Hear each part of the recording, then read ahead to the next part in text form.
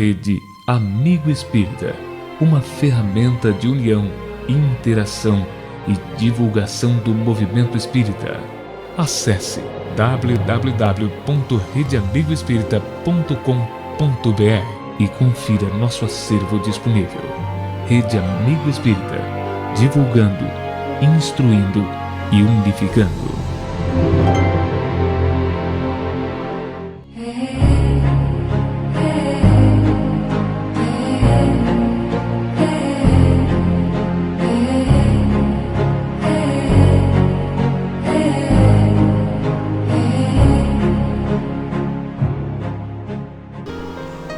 Boa noite, companheiros. Sejamos todos bem-vindos a mais uma reunião doutrinária em nossa casa, a União Espírita Cristã.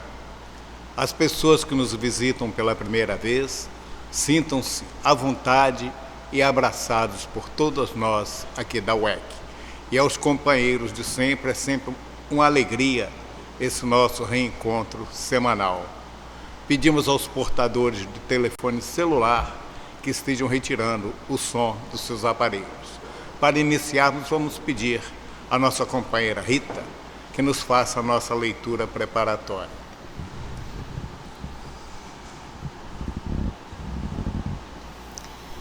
Boa noite a todos. Do livro Vinha de Luz, Psicografia de Chico Xavier, pelo Espírito de Emmanuel.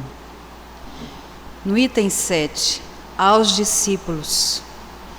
Mas nós pregamos a Cristo crucificado, que é escândalo para os judeus e loucura para os gregos. Paulo, primeira carta aos Coríntios. A vida moderna, com suas realidades brilhantes, vai ensinando às comunidades religiosas do cristianismo que pregar e revelar a grandeza dos princípios de Jesus nas próprias ações diárias. O homem que se internou pelo território estranho dos discursos, sem atos correspondentes à elevação da palavra, expõe-se cada vez mais ao ridículo e à negação. Há muitos séculos prevalece o movimento de filosofias utilitaristas, e ainda agora não escasseiam orientadores que cogitam da construção de palácios egoísticos à base do magnetismo pessoal e psicólogos que ensinam publicamente a sutil exploração das massas. E nesse quadro obscuro do desenvolvimento intelectual da Terra, que os aprendizes do Cristo são expoentes da filosofia edificante, da renúncia e da bondade, revelando em suas obras isoladas a experiência divina daquele que preferiu a crucificação ao pacto com o mal. Novos discípulos, por isso, vão surgindo. Além do sacerdócio organizado, irmão dos sofredores, dos simples, dos necessitados, os espiritistas cristãos encontram obstáculos terríveis na cultura intoxicada do século e no espírito utilitário das ideias comodistas. Há quase 2000 anos, Paulo de Tarso aludia ao escândalo que a atitude dos aprendizes espalhava entre os judeus e à falsa impressão de loucura que despertava nos ânimos dos gregos. Os tempos de agora são aqueles mesmos que Jesus declarava chegados ao planeta. E os judeus e gregos, atualizados hoje nos negocistas desonestos e nos intelectuais vaidosos, prosseguem na mesma posição do início. Entre eles surge o continuador do Mestre, transmitindo-lhe o ensinamento com o verbo santificado pelas ações testemunhais. Aparecem dificuldades, sarcasmos, conflitos. O aprendiz fiel, porém, não se atemoriza.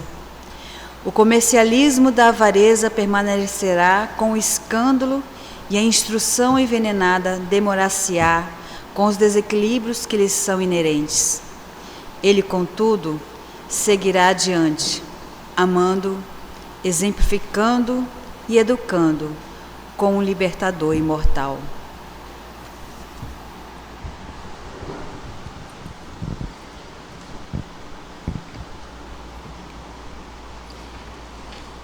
Queridos companheiros, queridos irmãos, coloquemos em nossa tela mental a figura do doce Rabi da Galileia. Elevemos o nosso pensamento a Deus, nosso Pai, de infinito poder e bondade, e agradeçamos pelo dom da vida. Agradeçamos ao Divino Mestre Jesus podermos estar aqui nesse nosso planeta, escola, em busca da nossa perfeição espiritual. Agradeçamos a Jesus podermos estar aqui neste momento reunidos para ouvirmos falar do seu Evangelho. Peçamos aos nossos mentores espirituais, aos benfeitores espirituais de nossa casa, ao nosso patrono, Dr. Adolfo Bezerra de Menezes, e sua equipe, que esteja intuindo e amparando o nosso palestrante da noite, e por nós estarmos com a mente aberta, a fim de captarmos tudo aquilo que nos for passado e estarmos usando em nossa vida cotidiana. Que o Divino Mestre Jesus, a querida Mãe Maria de Nazaré, permaneça conosco, hoje, agora e sempre. Agradecemos à Rede Amigo Espírita por disponibilizar o espaço para a transmissão da nossa palestra de hoje. Estamos transmitindo ao vivo pela internet para o mundo todo. Aqueles que quiserem, poderão acessar a Rede Amigo Espírita no canal 4 ao vivo ou no YouTube. O nosso palestrante da noite é o nosso companheiro Humberto Dutra e nos traz o tema Estradas Mediúnicas. À vontade.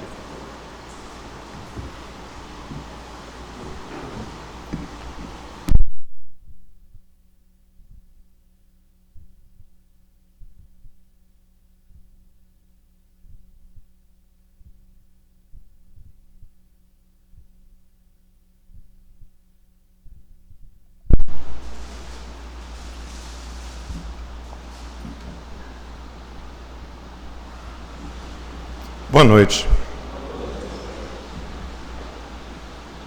Estamos bem? Que bom. Tem alguém que está vindo na casa... Obrigado. Tem alguém que está vindo na casa hoje pela primeira vez? Você, moça? O senhor? O senhor? Tem mais alguém? É a primeira vez que os senhores vêm a uma casa espírita? Não? Sim. É o primeiro contato com doutrina espírita? Sim. Primeiro contato? Sejam bem-vindos.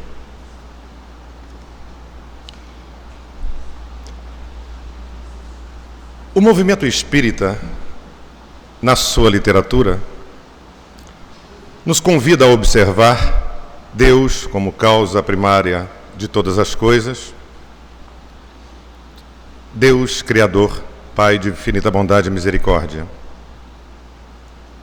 A doutrina espírita nos diz que o que existe no universo é Deus, fluido espiritual ou fluido inteligente, fluido cósmico universal, fluido cósmico, fluido universal. Nós, espíritos, pensantes, almas racionais, inteligentes, em determinado momento do nosso processo evolutivo, visto que nós não temos espíritos forma definida, movimentamos no nosso processo de caminhar fluido cósmico universal, matéria mais densa. E assim criamos o nosso perispírito, a nossa túnica nupcial. E assim sendo, depois, mais tarde, de acordo com o nosso progresso moral, ético e espiritual, o nosso conhecimento também, nós passamos a habitar a condição física num processo evolutivo. Assim sendo, nesse momento, para as pessoas que estão chegando na casa, na causa espírita agora, para ter uma ideia do que nós vamos falar, quando eu falo, eu me manifesto nesse instante, eu estou falando dessa trialidade. O corpo físico, que é o corpo que as pessoas veem, o corpo intermediário, que é o perispírito, que é um corpo semelhante a este, ligado a este, para que esse possa se manifestar, e o espírito, que não tem forma definida. O espírito que anima, aonde todas as coisas estão guardadas. O espírito não tem forma definida, o perispírito tem. A forma definida do perispírito é esta de agora. Ou seja, a partir do instante que eu desencarnar, a minha individualidade permanece. Eu continuo gostando. As pessoas de quem eu não gosto, eu continuo não gostando. Porque o pensar e o sentir é meu patrimônio. Não o patrimônio da carne, mas é o patrimônio do meu espírito, com reflexo do meu perispírito. Então, quando eu desencarno, fica o meu perispírito, o meu espírito, que comanda todas as coisas, e eu levo esse patrimônio comigo. Ok? Então, essa trialidade, mais cedo ou mais tarde, vai passar a ser uma dualidade. Porque eu, como todos nós, voltaremos à erraticidade, à nossa pátria de origem, e deixaremos os nossos corpos aqui. Nós estamos aqui em visita, em experiências, em aquisições. Nós reencarnamos para desenvolver as nossas potencialidades intelectuais e afetivas. Nós reencarnamos, nascemos para sublimarmos os nossos sentimentos. É o que nos diz a doutrina espírita. Então, nessa visita que eu faço ao corpo físico, nesse momento, é uma oportunidade para que isso possa ser desenvolvido. Então, na visão espírita, não estamos a passeio. Estamos em uma experiência, estamos trabalhando o nosso campo afetivo. Dito isso, nós gostaríamos de falar, visto que o mês é mês mediúnico, mês da doutrina espírita, sobre mediunidade.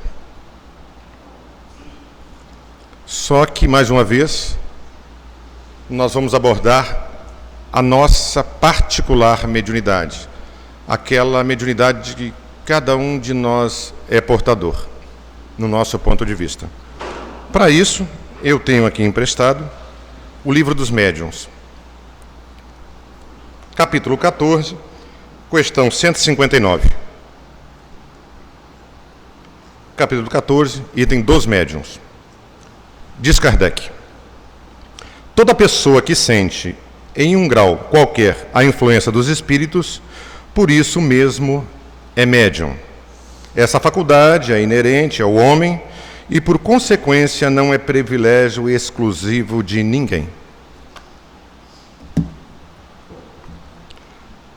No livro Dramas da Obsessão, pelo espírito de Dr. Adolfo Bezerra de Menezes Cavalcante, pelo médium Ivone A. Pereira, a seguinte nota: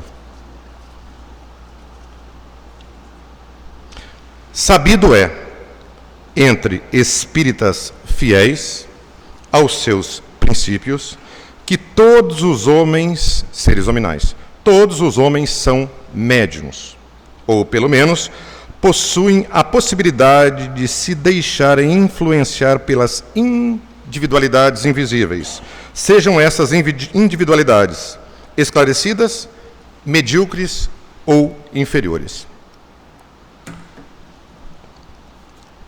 No dicionário de filosofia espírita do professor Lamartine Palhano Júnior, nós encontramos a seguinte definição para a mediunidade: médium, mediador, intermediário, aquele que se apresenta e representa. Já não sou eu que falo, mas é o Pai que fala em mim. Jesus, médium de Deus, doutrina espírita. O que eu quero dizer é que, partindo desse princípio que a gente leu no Livro dos Médiuns e no livro Os Dramas da Obsessão, todos nós somos portadores de influenciação de mentes invisíveis, seres que já desencarnaram. Quando nós falamos de mente, nós estamos falando que nós fazemos parte desse conjunto. A decisão é minha, mas a influenciação está aí. Quando nós resolvemos trazer esse assunto, é porque as casas espíritas desenvolvem as suas reuniões privativas, mediúnicas. E nessas reuniões, as pessoas que desenvolveram as suas potencialidades mediúnicas trazem as suas ostensividades. E ali os espíritos, os companheiros espirituais, se manifestam, esclarecendo, orientando e socorrendo espíritos que desencarnaram. Por exemplo, eu desencarno, eu preciso de ajuda, eu preciso de esclarecimento muitas vezes. Então, por amizade, por afinidade, essa palavra é importante, afinidade, por afeto, outra palavra que nós vamos trabalhar. Às vezes os espíritos me trazem na reunião mediúnica para que eu possa receber daqueles mediadores que ali estão, ora de forma ostensiva, ora de forma esclarecendo, o meu momento nessa conversação. E o médium, chamado de ostensivo, oferece a sua potencialidade mediúnica, a sua ostensividade, para que o espírito possa se manifestar. O perispírito se retira-se um pouco ao lado, o outro perispírito se apresenta e se comunica. Esta é a mediunidade básica que nós encontramos nos núcleos espíritas. Tem aquelas pessoas que escrevem a psicografia, tem aqueles que pintam, compõem, etc, etc, etc.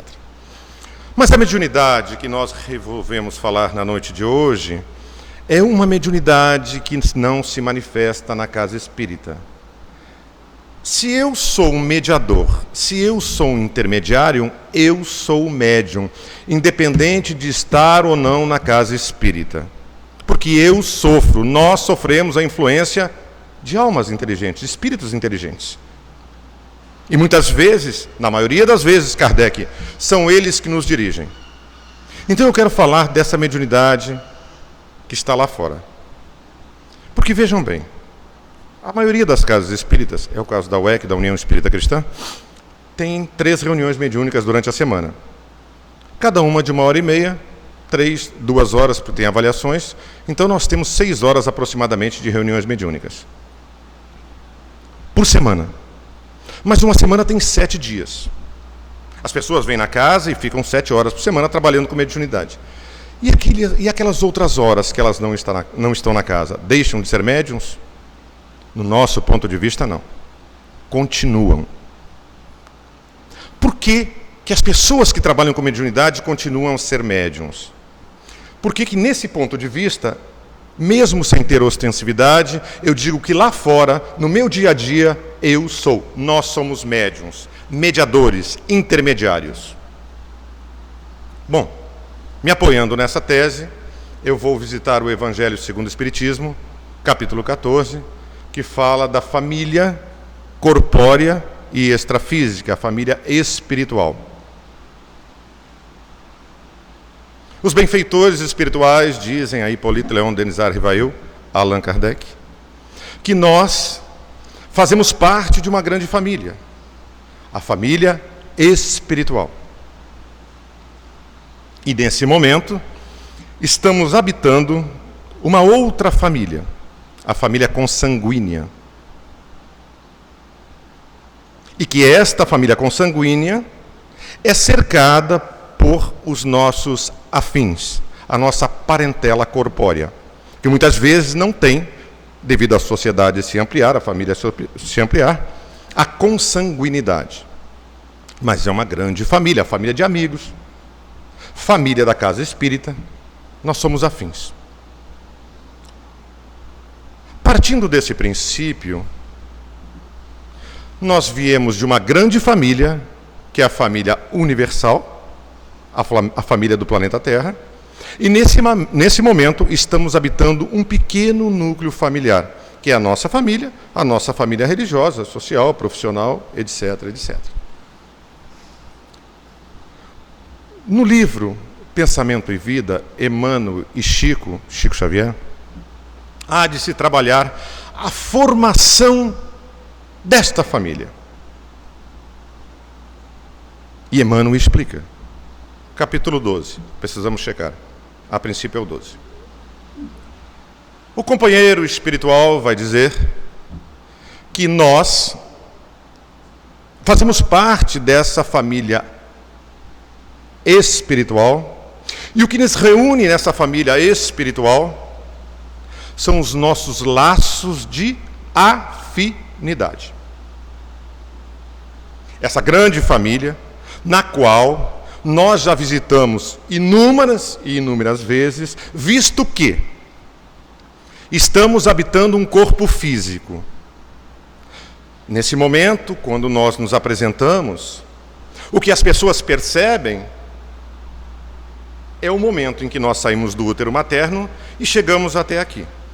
Mas, verdadeiramente, cada um de nós que aqui se apresenta é muito mais do que isso. Nesse momento, quando nós nos apresentamos, nós trazemos essa bagagem e todas as outras bagagens. Nós somos um acumulado de cultura. Nós falamos diversos idiomas. Nós já tivemos diversos modelos de alfabetização. Nós já tivemos diversas profissões. Porque verdadeiramente nós não somos esta unidade que se apresenta nesse instante. Nós somos um composto dessas encarnações que nós já tivemos. Então, nesse momento em que você se apresenta como indivíduo aqui agora, é você e todo o conhecimento pretérito que você tem.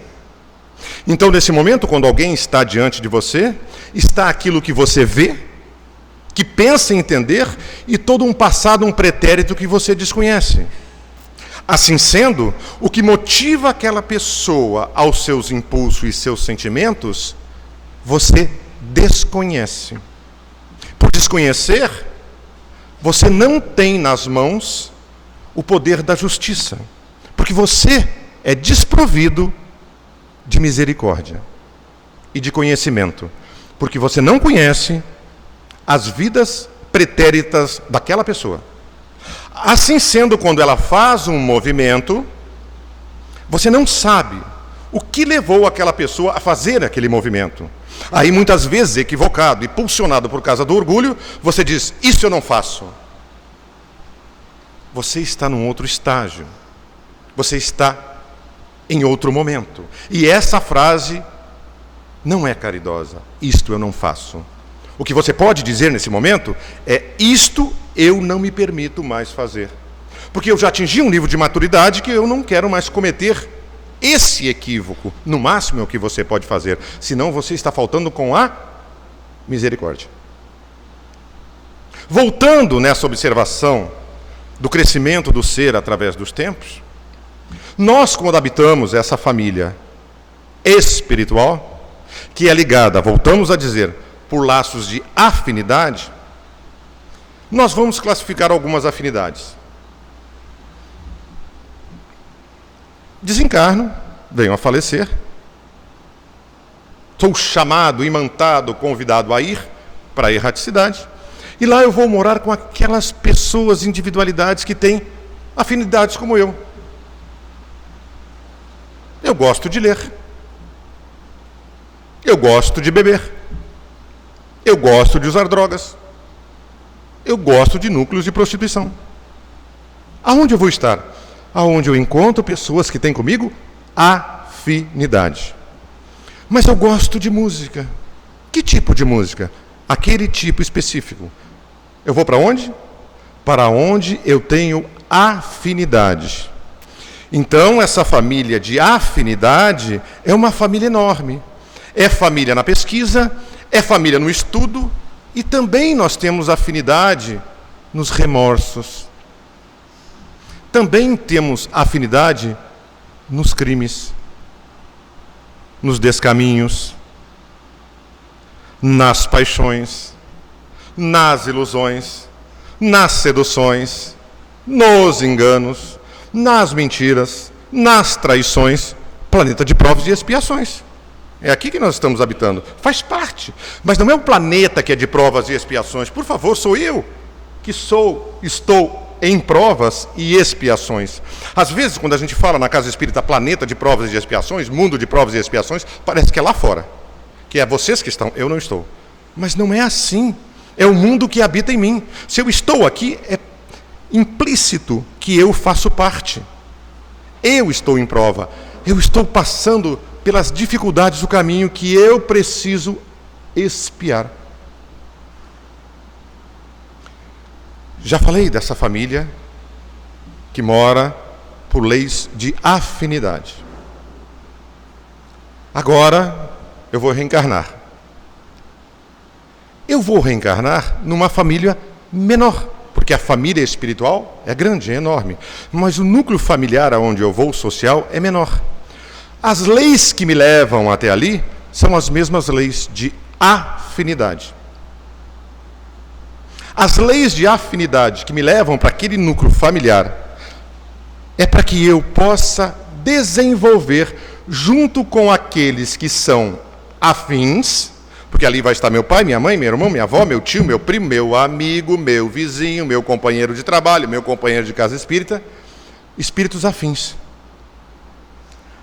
Afins de toda essa montanha de passado e pretérito que eu tenho. Então, quando eu sou tragado para esta família de espíritos afins, não significa dizer obrigatoriamente que eu já tenha sido teu pai, tua mãe, teu irmão em outra vida, mas significa dizer que se eu sou tragado para essa família, é porque nós somos afins. Se eu sou tragado para essa família de afins, qual o objetivo do Criador? Humberto, enfim chegou o momento de você desenvolver a afetividade. Porque é na convivência, é na nossa convivência, que nós vamos estreitando os nossos lados de afinidade. Hoje você reencarnou como minha mulher, como meu marido, como meu filho. Eu sei que nos primeiros dias foi uma maravilha. Mas com o passar do tempo da relação matrimonial, com o passar do tempo da relação com os filhos, com o passar do tempo da relação com os amigos, com o trabalho, com a casa espírita, as coisas foram ficando assim, mais ou menos. Eu acho que você não é a minha alma gêmea. Isso não existe, gente, essa alma gêmea. Mas não existe mesmo, graças a Deus. Mas eu vou percebendo que, de repente, eu poderia ter feito uma escolha. Poderia não. Lei de afinidade. Você foi ali para desenvolver a afetividade. E agora? Agora você vai desenvolver a tal afetividade. Porque a partir do momento em que vocês convivem juntos, vocês têm que aprender a conviver. Vejam bem, quando eu reencarno nesse núcleo, eu tenho a minha memória intelectual apagada temporariamente. Eu não lembro quem foi você no ontem. Se foi você que me desviou, se foi você que me conduziu, se foi você que me seduziu, eu não lembro. Graças a Deus. Então eu suporto viver, conviver, estar a seu lado. Mas tem um problema. A minha memória racional e intelectual foi apagada temporariamente, nos diz Emmanuel. Mas a minha memória emocional, não. Então eu habito com você. Eu não gosto de você, eu não sei por quê. Eu não gosto de você. Eu até gostava de você no início, mas com o passar do tempo eu fui vendo tantas coisas que eu hoje acho que não gosto mais de você. Nós temos incompatibilidade de gênios. Gênios? Sei. A minha memória emocional é latente, é pulsante, e ela lembra, não de forma racional, não de forma intelectual, daquilo que nós fizemos juntos, mas ela lembra que aquilo causou dor. Então agora eu não quero ficar perto de você. Eu cheguei aqui na casa espírita, me dei bem com todo mundo, mas, sei lá, não fui muito bem com você. Eu acho que em outra existência nós fomos adversários. Não obrigatoriamente. Talvez tenhamos sido afins na criminalidade, nas ilusões, nos sonhos, nas seduções. Por que não? E agora, reencarnado nessa sociedade, nessa família consanguínea, ou nessa família cultural, ou nessa família religiosa, estamos aqui. Aí a minha memória racional não lembra de você, mas a emocional está dizendo, você aí de novo, hein? Vai me levar para o barro novamente. Aí eu fico assim. Com o passar dos anos, isso se dá muito nas relações pais e filhos, nossa, maridos e mulheres também. Mas com o passar dos anos, os anos vão passando, e você está ali tentando, você está ali com a sua paciência, você está ali com a sua boa vontade, e a outra pessoa está sempre de cara amarrada, está sempre intranquila, está sempre respondendo de forma agressiva, e você insiste, até que você começa a questionar os limites da paciência, que às vezes a gente faz isso, né? A gente fica cansado de insistir com aquela pessoa, a gente questiona aonde vai o limite da paciência, como se paciência fosse limitada. É uma virtude limitada. Depois de tantos anos, aquela outra pessoa que habita aquele espaço com você fala assim: sabe, eu tive reparando até que você não é tão mal assim. Puxa, você viveu 30 anos, 20 anos, 15 anos com aquele filho, com aquela mulher, com aquele marido, ajudando, estando ali, batalhando, e um dia ela olhou para você e falou: até que você não é tão mal assim. Então sobrou um pouquinho de maldade que ela não reparou. Mas vejam bem, durante todo esse período, esta pessoa não pôde avaliar racionalmente, porque emocionalmente ela estava ferida, magoada, equivocada contigo, conosco. E isso fez com que nós tivéssemos essa dificuldade. Então eu vim aqui para estar com você, com vocês, para desenvolver em nossas afinidades a nossa afetividade. Ok? É por isso que nós estamos aqui. Nós estamos no lugar certo, no momento exato. Graças a Deus, estamos num exercício não de prazer, mas de provas, expiações e num processo de testemunharmos. Nós vamos finalmente, através da convivência, desenvolvermos a afetividade, quiçá o amor. Precisamos dessa convivência. Nós estamos no lugar certo, mesmo que nós não venhamos a compreender esse lugar certo. O que isso tem a ver com a mediunidade da vida? Vamos para o segundo parêntese. Esse foi o primeiro.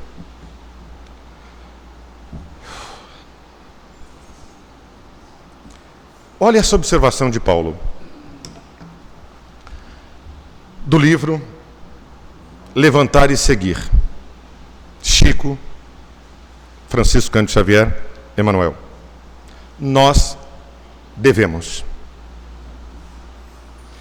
Eu sou devedor, tanto a gregos e a bárbaros, tanto a sábios e a ignorantes. Paulo, Romanos 1:14. Eu sou um devedor, tanto a grego quanto a bárbaros, tanto a sábios como a ignorantes. Como pode o apóstolo da gentileza dizer que é um devedor? Como pode? O apóstolo Paulo, na época em que esteve conosco aqui na terra, para os homens foi um ridículo. Porque ele era um doutor da lei. Era um homem que desfrutava de um status na sociedade. E um dia, ele percebe que para encontrar algo maior do que o prazer de ser um doutor da lei para os homens, ele necessitava de um degrau maior, que eu vou chamar de êxtase. Então ele faz um movimento contrário. Ele abandona os homens e vai ser um servidor da lei. Paulo era para os homens alguém esquisito, fora do contexto, porque abandonou um posto importante e passou a ser um pregador. Mas para a espiritualidade, ele era um apóstolo. Para os homens, talvez um inútil, mas para a espiritualidade, ele era um apóstolo. Como pode ser um devedor da lei? Ele mesmo fala isso. Aí Emmanuel nos lembra: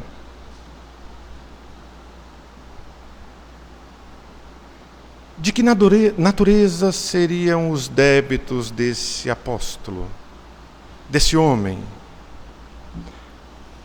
A afirmação de que eu sou um devedor da lei é de tamanha profundidade apresentada pelo apóstolo Paulo, que Emmanuel diz que quando ele faz essa confissão, ele traz para si um chamamento à humanidade e não àquela sociedade que ali habita com ele.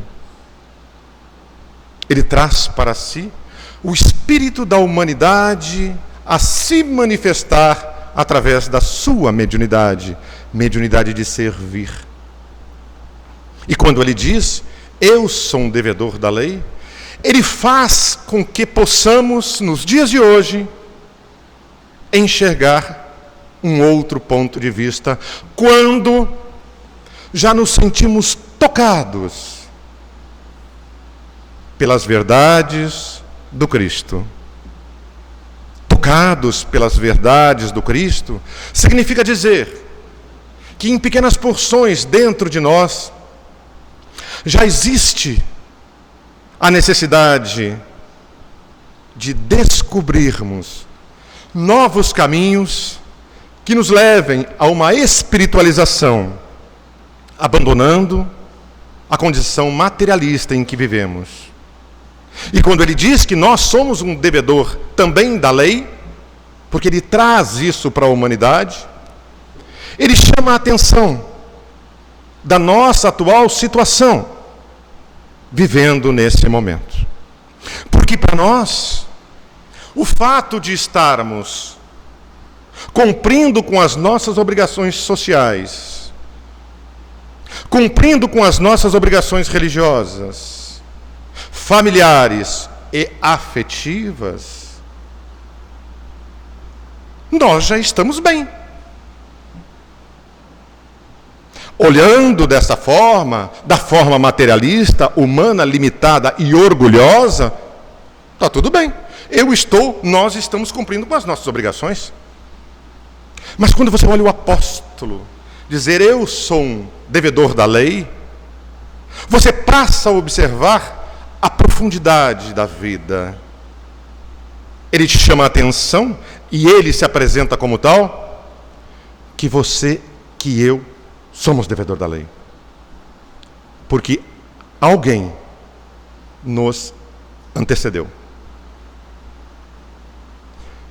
Para que você, para que eu, para que nós pudéssemos ter hoje a capacidade de compreensão que nós temos, para que nós hoje pudéssemos navegar nas pequenas e frágeis virtudes que nós temos, pois afinal de contas nos diz a espiritualidade que estamos muito mais próximo do primitivismo do que da condição angelical. Então, para navegarmos nos passos das primeiras virtudes que nós temos, é porque alguém trouxe isso para nós. Para que nós absorvêssemos os conhecimentos filosóficos, religiosos de hoje, para conversarmos sobre esse assunto, é porque alguém trabalhou por nós. Nesse olhar de Paulo, nós somos, como ele, devedores da lei. Nesse processo de observação do apóstolo, como devedores, nós somos credores. Nós somos credores daqueles que já passaram. Espíritos amigos que já alcançaram outras dimensões, outras conjunturas espirituais.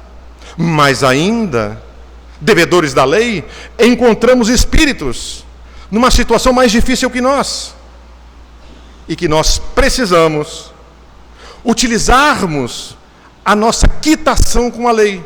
E a minha quitação com a lei vai ser quando eu fizer a esse que está ao meu lado, ainda numa condição inferior, no ponto de vista moral, ético e espiritual, o mesmo que fizeram por mim, me dar a mão e me esclarecer. Assim sendo, me sinto devedor da lei.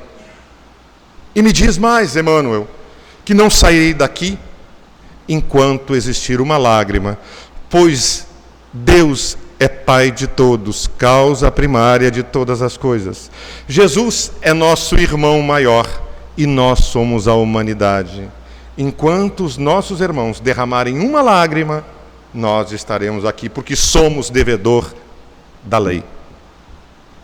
Nessa visão, Emmanuel relata que nesse olhar puro, espiritualizado, porque o espírito da humanidade chega até Paulo, Nero não é mais um perseguidor dos mártires. Nero passa a ser um credor da luz dos mártires. O processo é inverso. Eu consegui a luz e eu preciso distribuir a luz. Mediunidade. Quando nós falamos na primeira parte, como eu cheguei, como nós chegamos a esse núcleo familiar, social, religioso, pelos laços da afinidade, pelos laços do afim, do afeto.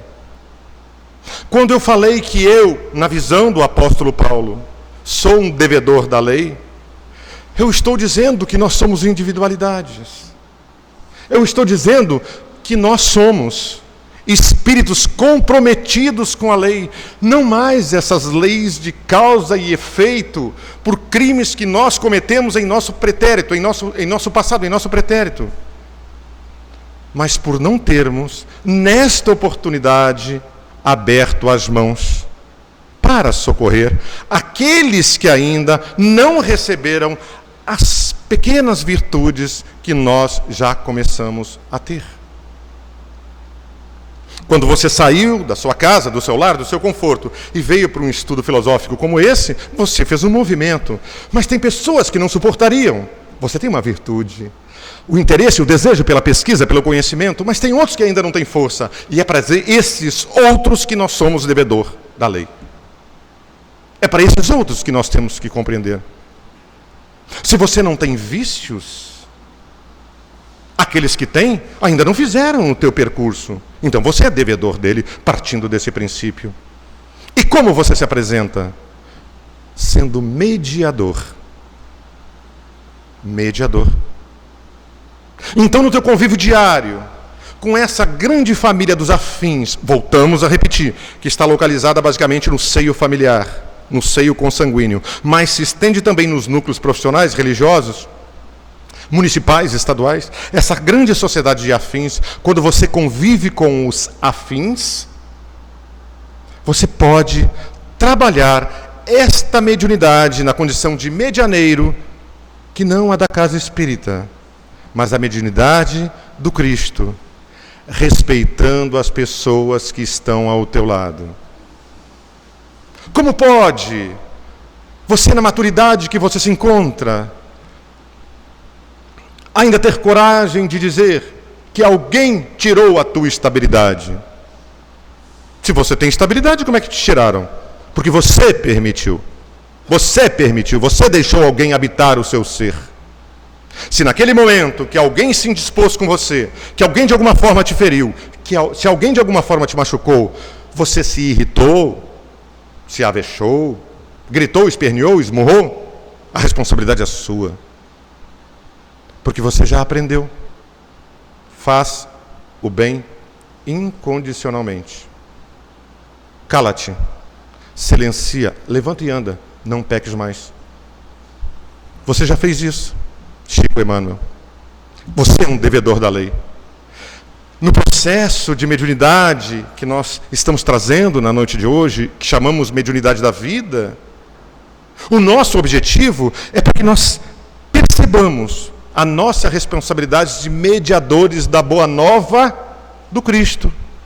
Nessa visão do olhar da doutrina dos Espíritos para o Evangelho de Jesus, através dos processos de recuperação, através da reencarnação. É preciso que eu faça hoje muito mais do que eu tenho feito. Vivo numa sociedade, trabalho, cumpro as minhas obrigações e pronto. Se Paulo, o apóstolo dos gentios, era um devedor, o que resta para nós? O convite da noite de hoje, na casa que nos recebe, é para meditarmos sobre o ser intermediário do cristianismo que cada um de nós é portador. Medianeiro. Para que nós possamos sair para o núcleo familiar, o núcleo social, o núcleo religioso, levando aquilo que nós aprendemos, não mais de forma cultural. Não. Chega de verniz. É chegado o momento, pelo que nós entendemos, que é preciso vivenciar as verdades do Cristo. Mas é importante que saibamos, ainda somos frágeis, as virtudes são frágeis, pequenas, iniciantes. Afinal de contas, não estamos tão próximos assim da condição angelical. Por isso, precisamos fazer exercícios. Precisamos, Joana Divaldo Pereira Franco, aprender a viver. Eu preciso aprender a viver. Eu preciso aprender a amar. Amor não vai ser um bum que vai brotar no meu peito. Não vai ser um dom. Não existe dom, bum. Existe trabalho. A partir do momento em que eu, como individualidade, passo a exercitar o respeito que você merece ter, eu começo a trabalhar esses sentimentos. Não importa mais o que você pensa a meu respeito. Você tem o direito de pensar o que você quiser a meu respeito. Você pode pensar as coisas mais absurdas ou mais geniais a meu respeito. Eu só queria te lembrar que isso não é verdade absoluta, pois verdade absoluta, segundo a literatura espírita, é Deus. Mas eu te dou esse direito. Você tem o direito de pensar, tem o direito de agir. Agora, eu não me permito mais ser influenciado por você. Porque atinjo um grau de maturidade em que, conhecendo as verdades que tenho, que conheço, conhecendo a individualidade que se formou em mim, conhecendo a lei da necessidade de desenvolvermos a afetividade, eu, como devedor da lei, preciso trabalhar. Não posso mais ficar perdendo tempo, sentindo dor, porque você resolveu causar isto em mim. Gostaríamos de lembrar que a literatura espírita diz que aquele que tem Deus como Criador, Jesus como seu Mestre e Senhor, não tem tempo para ficar preocupado com a opinião alheia. Na proposta de hoje, sobre mediunidade da vida, mediador da vida, nós queríamos apresentar esse tema. E queríamos dizer que vamos sair da casa daqui mais alguns instantes. Vamos interagir com o mundo. E que as dificuldades vão aparecer. Faz parte. Mas hoje, nós já estamos indo mais amadurecidos. Alguns de nós conseguiram entender algumas observações que não tínhamos percebido, que não tínhamos observado. Então já temos um patrimônio maior, somos devedores. Porque aqueles que ignoram ainda não chegaram ao nosso conhecimento. Somos credores, porque aqueles que nos passaram, que sabem mais, têm mais a nos passar, têm mais a nos dar.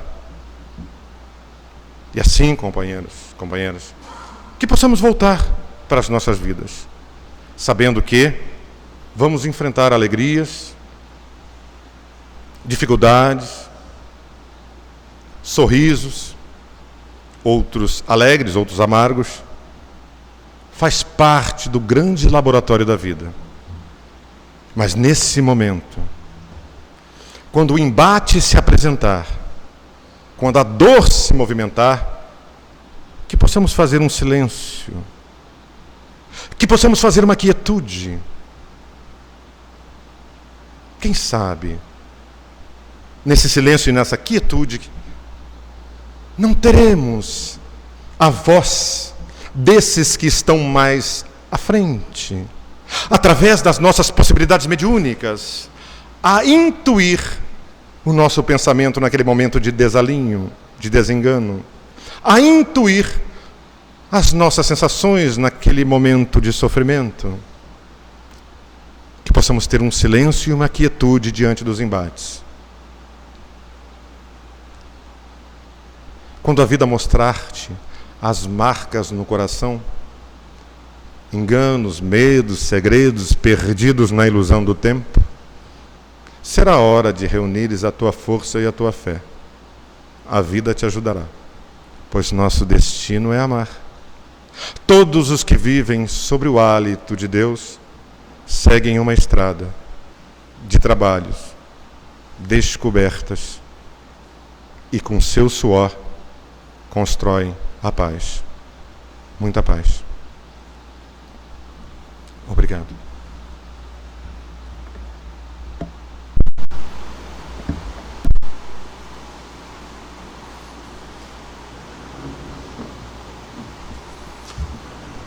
O nosso muito obrigado ao companheiro Humberto Dutra. Queira levar um abraço aos companheiros da sua casa. E eu vamos pedir à companheira Rita para fazer a nossa prece de agradecimento.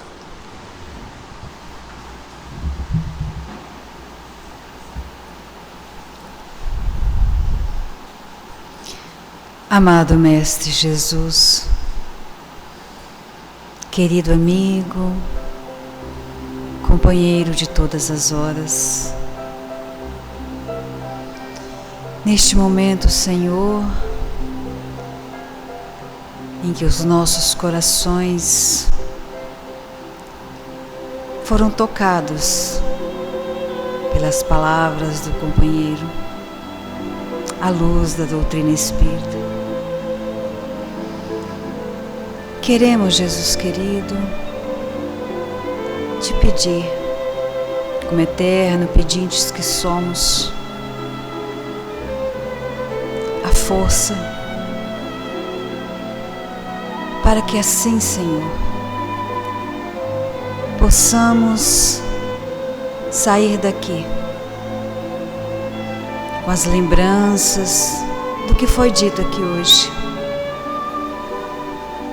E que no nosso dia a dia, na nossa vida, principalmente naqueles momentos em que as dificuldades aparecem, em que o desânimo vem, em que relutamos a não aceitar os desafios que na vida se apresentam, possamos lembrar de Ti, Senhor. Possamos lembrar do Teu amor por cada um de nós. Possamos lembrar dos exemplos do cristianismo. E assim, Senhor, fortalecer a nossa fé, a nossa alegria mesmo nas dificuldades, mesmo nos problemas, nas dores, para que verdadeiramente possamos ser médiuns do Teu amor, da Tua paz, aonde estivermos. E queremos Te agradecer, Jesus querido, pelo amor por cada um de nós. Queremos agradecer ao Pai, esse Pai infinitamente bom e justo, que não desampara nenhum de seus filhos. Agradecemos também a espiritualidade amiga, que não desiste de nós, que saibamos estar atento às intuições, que através deles chegam até nós. Obrigada, companheiros. Obrigada aos nossos benfeitores desta casa, os trabalhadores, a equipe do Dr. Bezerra de Menezes. Muito obrigada a todos. Que possamos ir para os nossos lares, levar toda essa energia de paz, essa energia de amor que ora paira no ambiente, e possamos levar para os nossos familiares que lá ficaram. E assim, amanhã ser um novo dia, um dia de alegria, um dia de esperança, um dia de fé. Que assim seja.